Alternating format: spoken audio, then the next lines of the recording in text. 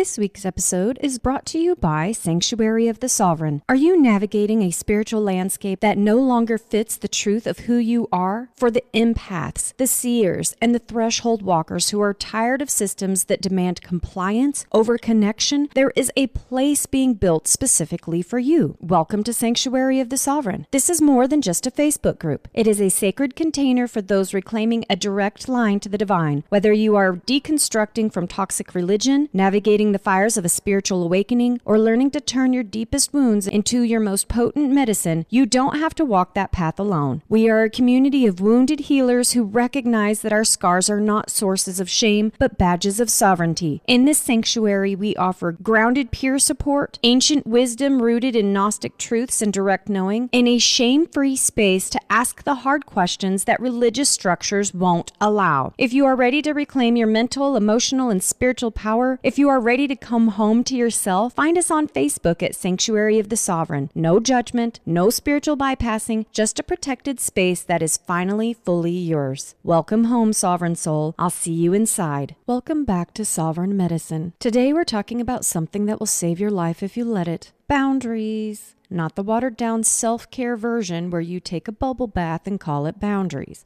I'm talking about the hard ones, the ones that make people call you selfish, the ones that cost you relationships, the ones that save your soul. Boundaries are sacred, and if you've been taught that loving people means having none, we need to talk. Before we dive in, I need to give you a heads up. This episode is going to be hard for some of you to hear. If you were raised in a purity culture, toxic religion, or enmeshed family systems, if you were taught that your worth equals what you give others, that love equals endless sacrifice, that boundaries equal selfishness, this is going to trigger something in you. You might feel angry at me for saying these things, guilty for resonating with them, defensive, but my situation is different, or grief from realizing how much you've lost trying to keep everyone else happy. That's normal. That means this message is hitting something that needs to be hit. I'm not here to tell you what you want to hear. I'm here to tell you what you need to hear, even when it's uncomfortable. If this brings up intense emotions, pause the episode, breathe, come back when you're ready. Journal what's coming up. Talk to a therapist or trusted person who gets it. Give yourself permission to feel without immediately acting. This episode might save your life, but first, it might piss you off. That's okay. Stay with me. Let's talk about boundaries. Let's start with talking about what boundaries are not. Boundaries are not mean, selfish, unloving, unchristian, or proof you don't care. Boundaries are protection for your energy, peace, and well-being, clarity about what you will and won't accept, love and action for yourself and the other person, and sacred responsibility to honor the life God gave you. Here's the truth they don't tell you. Boundaries are love. When you set a boundary, you're saying, I love you enough to be honest. I love myself enough to protect my peace. I love us both enough to stop enabling dysfunction. Love without boundaries isn't love. It's codependency. It's enmeshment. It's two people drowning together instead of one person throwing a life raft. Jesus had boundaries. He walked away from crowds. He said no. He flipped tables when people violated sacred space. He loved people and protected his energy. If Jesus had boundaries, so can you.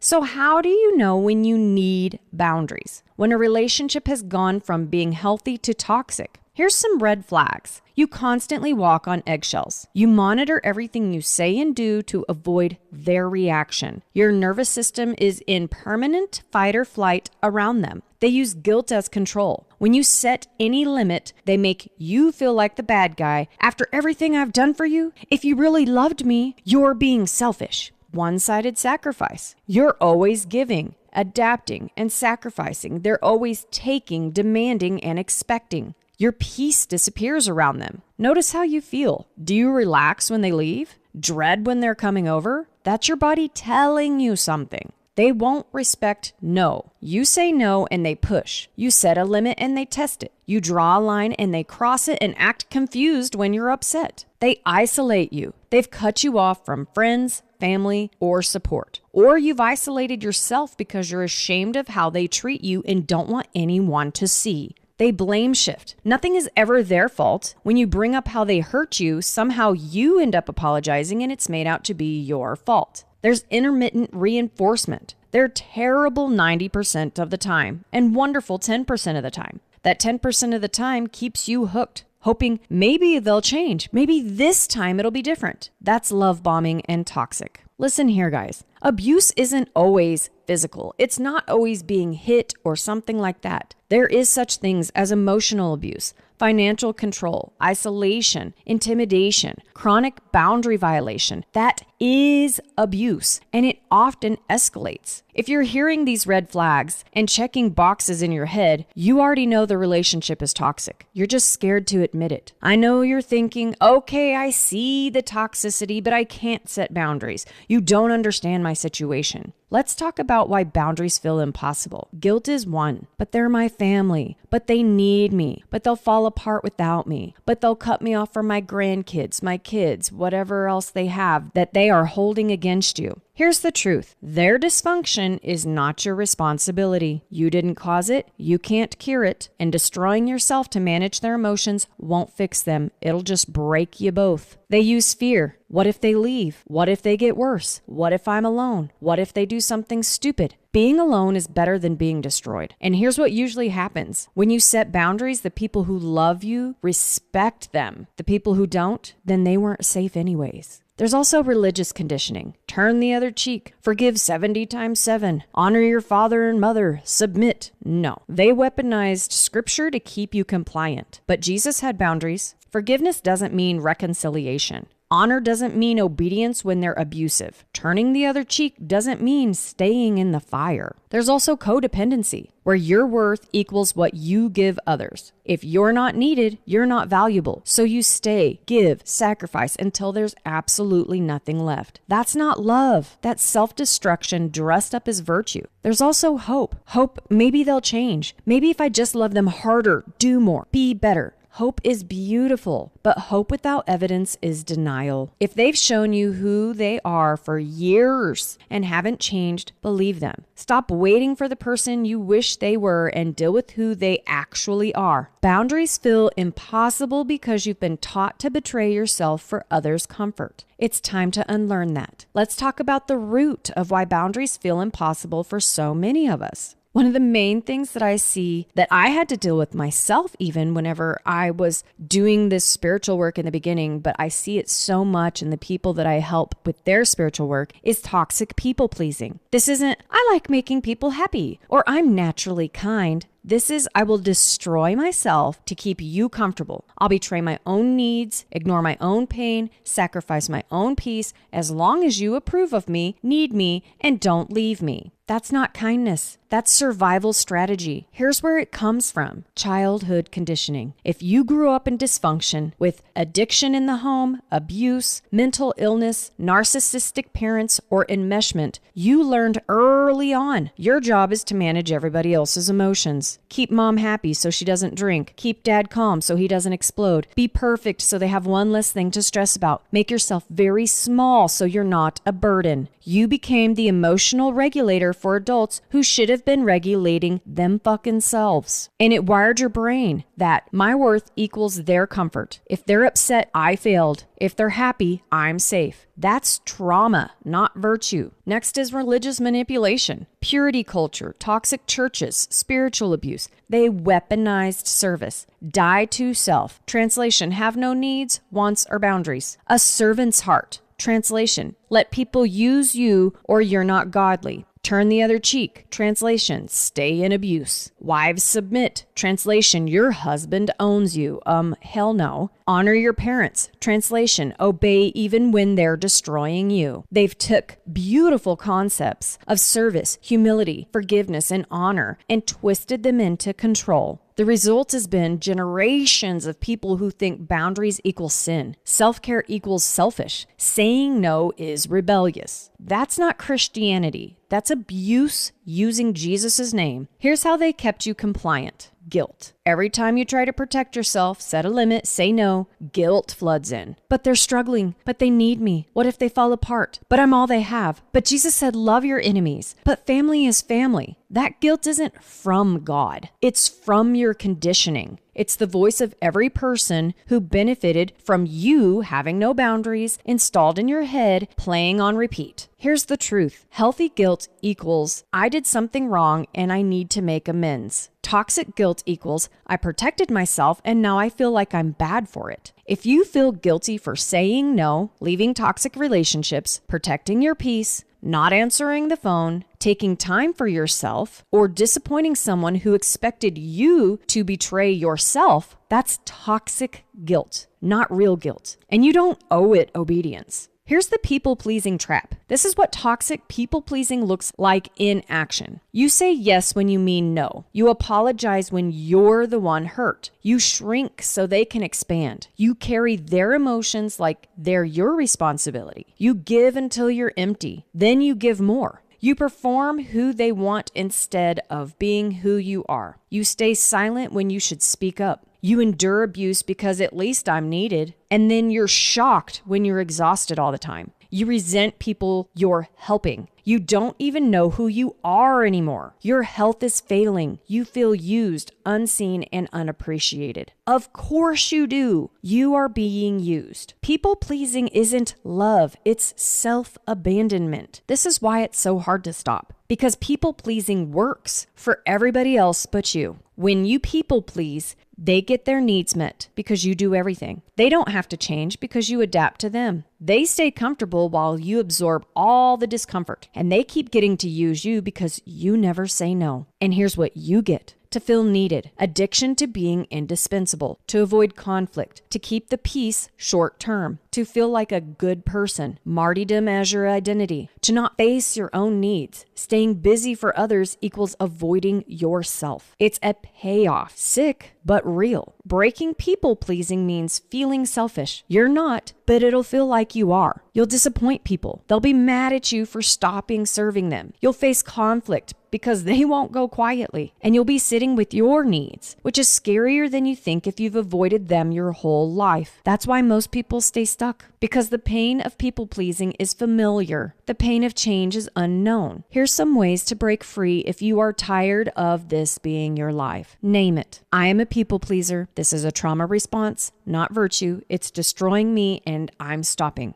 Say it out loud, write it down, own it. Track the pattern. Notice when you people please. Who triggers it most? Certain people or certain situations? What do you get from it? Approval, feeling needed, avoiding conflict? What does it cost you? Your health, peace, self-respect, your energy? Awareness is the first step to change. So don't go from a total doormat to fuck everyone overnight. Practice small no's. I can't make that event. I need to think about it before I answer. That doesn't work for me. Build the muscle. Get used to discomfort. Sit with the guilt without acting on it. Guilt will scream at you when you say no. Don't cave. Feel it. Journal it. Talk to someone safe about it. But don't let guilt make your decisions. Find your people. People pleasers attract takers. You need to surround yourself with givers, people who respect boundaries, reciprocate care, don't guilt trip you. Therapy, support groups, friends who've broken this pattern. You can't heal in the same environment that made you sick. Grieve who you thought you had to be. The good girl or boy, the selfless one, the one who never needs anything. That identity is dying. Mourn it, then let it the fuck go. As I always say, be like Elsa. This is who you're becoming. Someone who loves and protects themselves. Someone who serves from overflow, not obligation. Someone who knows their worth isn't tied to usefulness. Someone whole. That's the goal. The guilt will fade. I promise you this. The guilt that feels unbearable right now when you set your boundaries at first, it fades. The more you practice, the less power it has. Eventually, you'll say no and feel peace, not guilt, peace. You'll protect yourself and feel strong, not selfish, but strong. You'll disappoint someone and think, that's their problem, not mine. That's freedom. But you have to walk through the guilt to get to the freedom. Most people won't. They'll stay stuck back because guilt feels too big. Don't be most people. Feel the guilt. Set the boundary anyway. Let the guilt scream. Keep the boundary in place. Eventually, guilt loses. You win. And the other side, a life where you're not a servant to everyone else's needs. A life where you matter. A life that's actually yours. That's worth the discomfort of breaking free. We just talked about toxic people pleasing, the I'll destroy myself for you side. Now let's talk about the other trauma response that masquerades as strength. Toxic hyperindependence. This, I don't need anyone, I'll handle everything myself. Asking for help is weakness. I'd rather suffer alone than be vulnerable. If I need you, you can hurt me, so I won't need you. Sound familiar? That's toxic hyperindependence. It looks like you not asking for help even when you're drowning, feeling uncomfortable receiving gifts, compliments, support, or care. You pride yourself on not needing anyone. You see vulnerability as weakness. You carry everything alone even when people offer to help. You feel safest when you're in control and self-sufficient. You shut down emotionally when things get hard. You keep people at arm's length just in case. You feel like a burden if you have needs. You refuse support, then resent that no one helps. Or you have this mindset, I'll just do everything myself. I can't depend on anyone else. Or they can't do it right, so I'm just going to do it. It looks like strength. It's actually armor. It comes from the same place as people-pleasing, childhood trauma, but a different flavor. People pleasers learned my worth equals serving others. If I'm useful, I'm safe. Hyper-independent people learned no one is coming to save me. People leave. People hurt me. Better to need no one. These are the common origins. Neglect. Your needs weren't met as a child, so you learned to stop having them. If I don't need anything, I can't be disappointed. From abandonment. Someone left with a death, divorce, or they walked away. You decided never again. I won't depend on anyone who can leave. It came from betrayal. Someone you trusted hurt you. You built walls. If I don't let anyone in, they can't hurt me. It came from parentification. You had to be the adult as a child. Now you can't let anyone else take care of you because you never learned how. It comes from abuse. Vulnerability was punished. Needs were mocked. You learned show no weakness, need nothing, survive alone. This is why it's toxic. Because humans aren't designed to be alone. We're pack animals. Tribal, communal. I don't need anyone isn't strength. It's self-exile. Toxic hyperindependence keeps you isolated. You can't build real intimacy when you won't be vulnerable. It burns you out. You're carrying everything alone, and it's exhausting. It breeds resentment. You won't ask for help. Then you're mad that no one offers it. It blocks love. People can't love you if you won't let them see you. And it perpetuates trauma. You're still operating from people aren't safe, even when some are. And here's the kicker. You think you're protecting yourself. You're actually limiting yourself because refusing help isn't strength. It's fear. The difference in healthy independence versus toxic hyper-independence. Healthy independence looks like I can handle this alone, but I don't have to. I'm capable and I welcome support. I'll ask for help when I need it without shame. I trust myself and I trust safe people. Toxic hyperindependence says I must handle this alone or I'm weak. I am capable, therefore I can't accept help. Asking for help equals failure, burden, and weakness. I trust only myself. Everyone else will hurt, leave, or disappoint me. One is empowered, one is traumatized. This is how hyperindependence shows up in relationships. You won't tell your partner when you're struggling. They have to guess. You refuse support when it's offered. I'm fine, I got it. You feel suffocated when people get close. Intimacy equals a threat. You keep walls up even with safe people. You sabotage relationships when they get too deep because you want to push them away before they can leave. You feel weakness when you cry, need, or want something, so you shut that down. You do everything yourself, then burn out and resent them for not helping, even though you refused help. The result is you're lonely, exhausted, disconnected, surrounded by people who want to love you but can't get through your walls. This is the hyperindependence boundary problem. People pleasers have no boundaries. Everyone gets access. You say yes to everything. Hyper-independent people have walls, not boundaries. No one gets access. So you say no to everything. Both are trauma responses. Neither is healthy. Walls say, stay out. I don't need you. I'll handle everything alone. Boundaries say, you can come in, but here's what I will or won't tolerate. I'll ask for help when I need it. I trust myself to discern who's safe. Walls are rigid, fear-based, all or nothing. Boundaries are flexible, discernment-based, and relational. Hyper-independent people need to learn letting people in does not equal losing yourself. Asking for help does not equal weakness. And vulnerability doesn't equal danger with safe people because discernment is required. Needing someone doesn't equal being needy. Here's how to heal toxic hyperindependence. As always, recognize it as a trauma response. I'm not just independent. This is armor I built to survive. It served me once. Now it's isolating me. Name it. Own it. Practice small vulnerabilities. Don't go from I need no one to here's my whole trauma story overnight. Start small. Accept a compliment without deflecting. Let someone buy you a coffee. Say I'm struggling when asked how you are. Ask for help with something minor. Build the muscle. Prove to yourself. Vulnerability with safe people equals connection, not destruction. Challenge the belief. Your trauma says people leave, people hurt, and you're better alone. The reality is some people do leave. Some people do hurt you, but some people stay. Some people are safe. Your job is to learn to discern who's who, not assume everybody's unsafe. So notice who shows up. Pay attention. When you do let someone help, what happens? When you do share something vulnerable, how do they respond? Safe people respect your boundaries. They don't weaponize your vulnerability. They show up consistently. They make you feel safer after opening up, not more exposed. Unsafe people use what you share against you. They mock your needs. They disappear when you need them. They make vulnerability feel like a mistake. Let the safe ones in. Keep the walls up with the unsafe ones. That's discernment, not blanket distrust.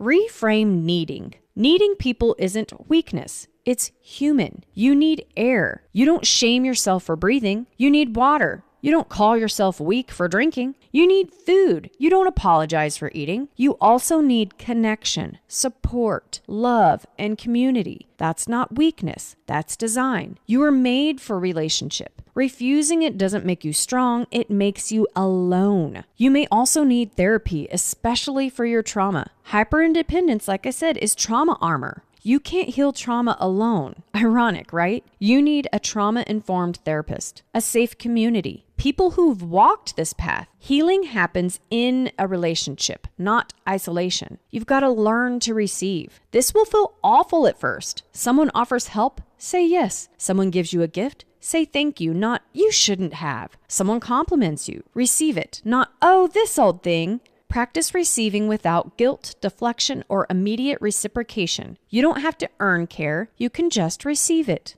Wild concept, I know. Try it anyways. Both extremes are prisons. People-pleasing equals I'll lose myself to keep you. Hyper-independence, I'll lose connection to keep myself. But both equal loss. The goal is interdependence. I'm whole on my own and I welcome connection with safe people. I can handle things myself and I'll ask for help when needed. I have boundaries and I have openness. Discernment determines which. I'm strong enough to be vulnerable, sovereign enough to receive, wise enough to know who's safe. That's balance, that's healing, that's freedom. You can be both. Here's what nobody tells you. You can be both people-pleasing and hyper-independent at the same time. I know I was before I did my work. In fact, most people are. It looks like this. With some people, you people please. There's no boundaries. You give everything. You destroy yourself to keep them happy. With others, you're hyper independent. The walls are up. You won't ask for help. I don't need anyone. Or in some areas, you're a doormat, like romantic relationships, family, and work. And in other areas, you're a fortress with friendships, vulnerability, and receiving support. Why? Because both are trauma responses to the same wound. People aren't safe. People pleasers say, if I'm useful enough, maybe they'll stay and not hurt me. Hyperindependence says, if I need nothing, they can't hurt me when they leave. Same fear, different strategies. So you flip between them. You give everything to your partner, people pleasing, but won't let friends help you with hyperindependence. You serve everyone at work with people pleasing, but you refuse therapy because I can handle it alone with the hyperindependence. You carry your whole family emotionally. This is part of what I did in my people pleasing, but you won't tell anyone when you're struggling because you're hyper independent. And that's exactly how I was, because saying I needed help was weak, because we're always told to suck it up, rub some dirt on it, it's fine, and all this other stuff, putting ourselves last. It's exhausting, right?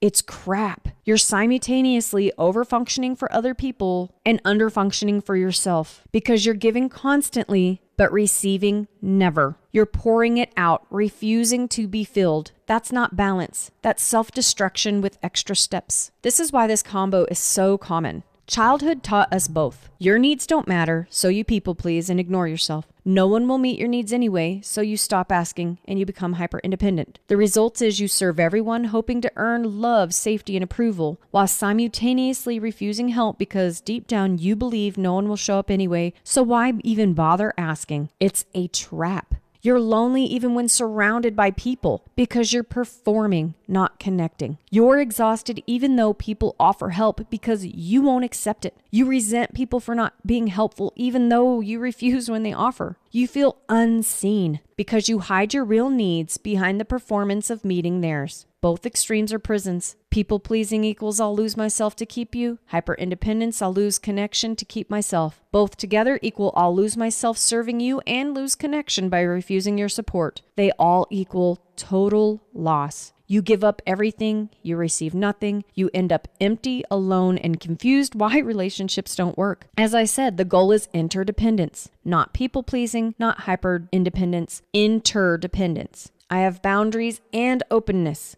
Discernment decides which. I'm strong enough to be vulnerable, sovereign enough to receive, wise enough to know who's safe. That's balance, that's healing, and that's freedom. So make sure you're noticing the pattern. Who are you people-pleasing with? Who am I hyper-independent with? What areas of life triggers each response? Be aware. Ask why. Why do I give everything to this person, but not to that person? It's usually fear of abandonment versus fear of vulnerability. Address the fear, not just the behavior, and then practice the opposite. When you people please, set one small boundary, practicing saying no. When you're hyper-independent with another one, accept one offer of help. Practice receiving. Flip the script. Build those new neural pathways we talked about last week. And find safe people who call you on both. You need people who will say, stop doing that. I didn't ask you to. When you people please. Say, let me help you. Stop being stubborn when you're being hyper-independent. Hold space for both your service and your needs. They model healthy interdependence. You can't heal this alone, which is so ironic for hyper-independent folks, but it's true. And then therapy for the root. Both patterns equal complex post-traumatic stress disorder, attachment wounds, and childhood trauma. You need trauma-informed therapy, possibly EMDR, somatic movement, and different stuff like that. You need a safe community, time, and patience. This didn't develop overnight, guys, and it won't heal overnight, but it can heal. If you're both a people pleaser and hyper-independent, you're not broken, you're not confused, you're not weird. You're human with unhealed attachment wounds trying to survive the best way you know how. The people-pleasing kept you safe. It was useful because you were less likely to be abandoned. The hyper-independence protected you.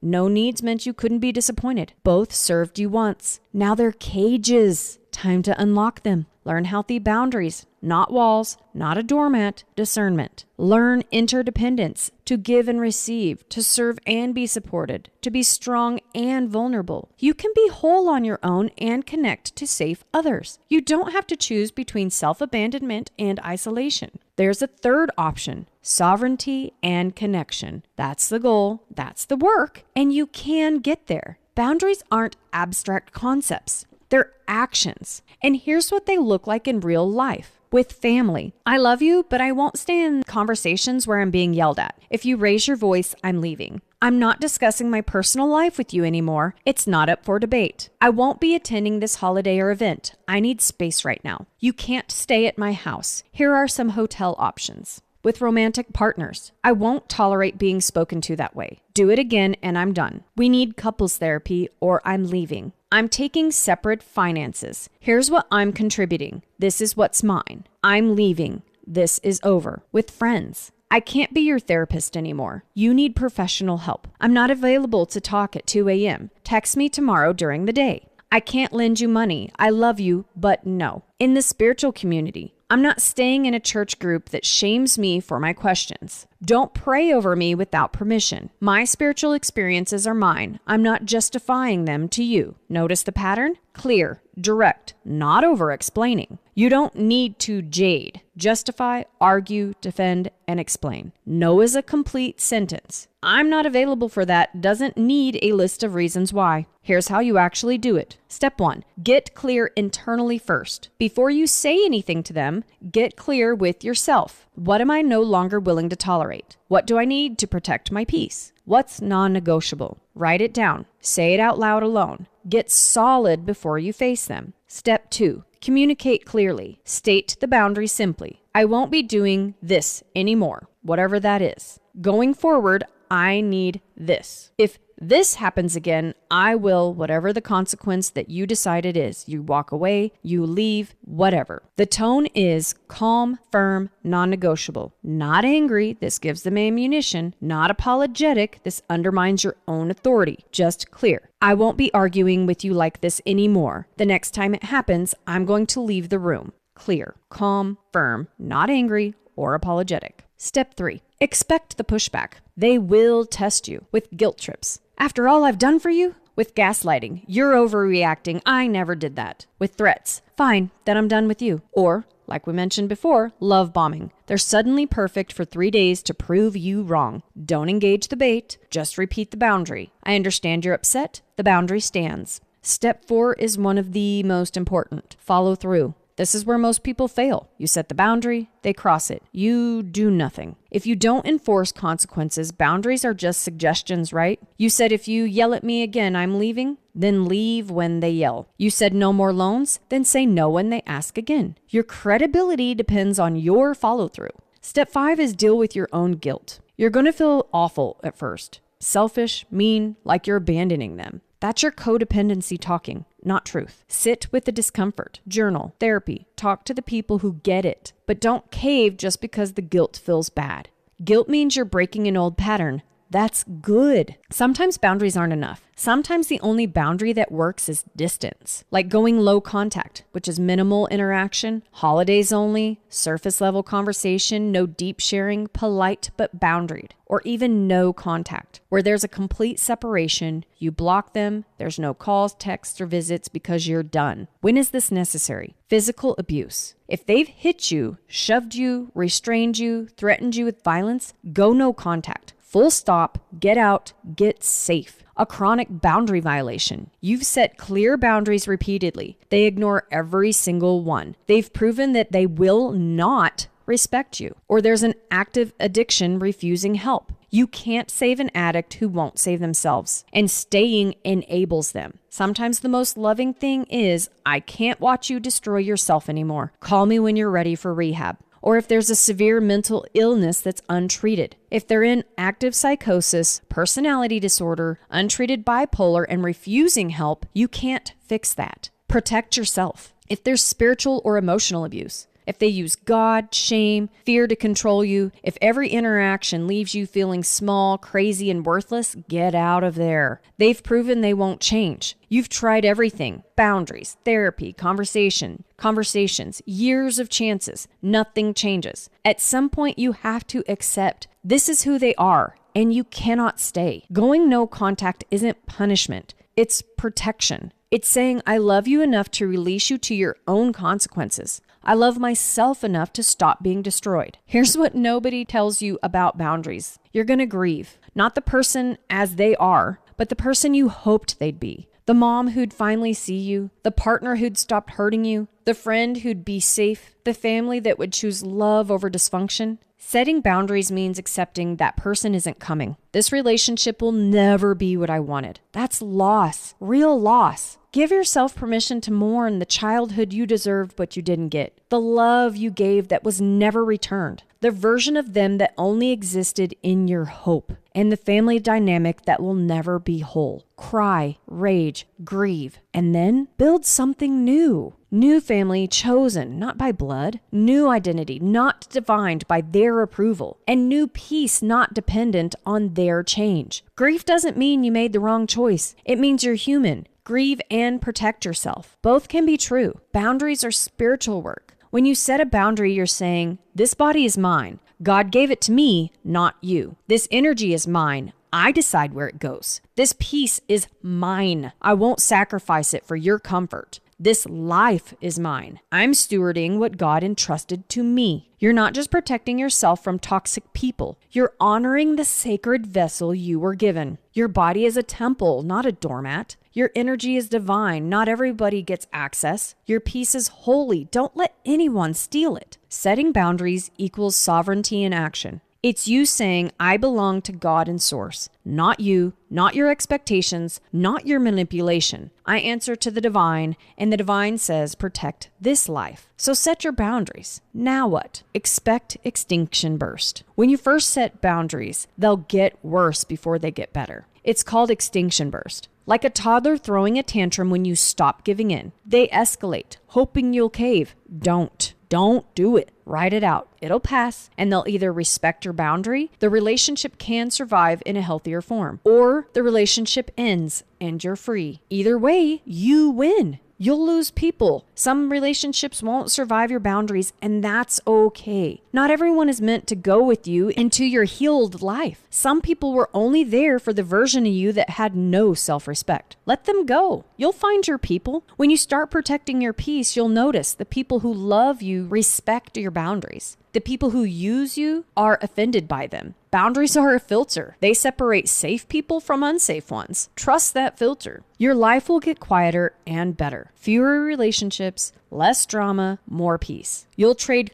quantity for quality. And you'll realize I'd rather be alone and whole than surrounded and destroyed and feeling alone at the same time. Solitude becomes sacred. Silence becomes healing. And slowly you'll rebuild with people who actually deserve access to you. Last thing, boundaries aren't just for family and romantic relationships. You need them in spiritual spaces too, like in church and religious communities. I won't stay where my questions are called rebellion. Don't use scripture to shame me. I'm not tithing to fund your lifestyle while you condemn mine. My relationship with God is mine. Stop mediating it. Or with spiritual teachers and healers. I'm not giving you authority over my discernment. Don't touch me or pray over me without consent. I'm not your project to fix. You're my guide, not my guru. For online spiritual communities, I don't owe you my trauma story for engagement. Stop DMing me asking for free readings and healings. I'm not your emotional dumping ground. Unfollow if my content triggers you. I'm not changing it. Spiritual people are often terrible at boundaries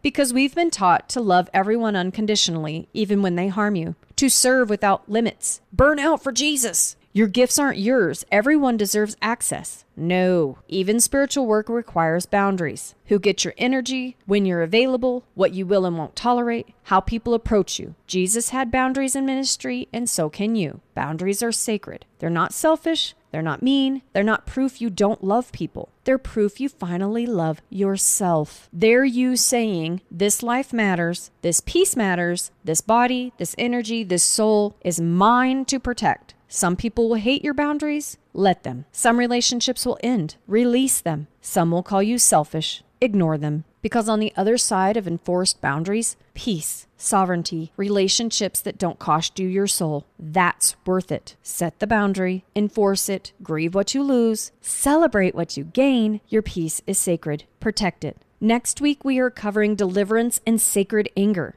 Until next time, may your path be aligned, your gnosis be clear, and the veil be ever thin. Our journey is not over yet. Thanks for all the love and support, guys. Much love and positive vibes, you beautiful souls.